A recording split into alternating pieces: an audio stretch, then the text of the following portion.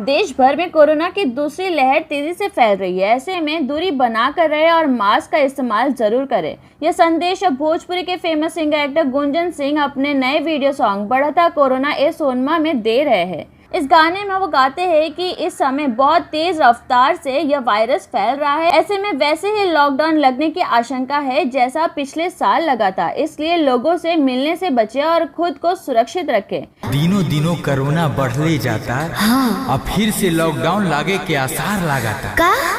गुंजन सिंह का यह गाना आउट होते ही वायरल हो गया है। गुंजन सिंह एंटरटेनमेंट के ऑफिशियल यूट्यूब चैनल से रिलीज होने के 8 घंटे में ही 1 मिलियन व्यूज मिले हैं और यूट्यूब पर यह गीत खूब देखा जा रहा है। गुंजन सिंह और शिल्पी राज की आवाज में इस गीत को अनमोल अलबेला ने लिखा है, जबकि आर्य शर्मा ने इसका संगीत सजाया है। गुंजन सिंह ने इसे अपने विशेष शैली में गाया है। इस शानदार वीडियो में गुंजन सिंह का डांस देखने लायक है। उन्होंने वीडियो में जम के तड़का लगाया है। यही वजह है कि उनके फैंस और भोजपुरी दर्शक इस गीत को खूब लाइक और शेयर कर रहे हैं और ये गाना तेजी से मिलियन क्लब में शामिल होने की ओर बढ़ रहा है। इस वीडियो सॉन्ग को भव्य ढंग से फिल्माया गया है। शानदार वीडियो के डायरेक्टर आर्यन देव है, जबकि कैमरामैन नितेश राय है। वीडियो एडिटर सोनू पांडे है और इसकी परिकल्पना राकेश सिंह मारू ने की है।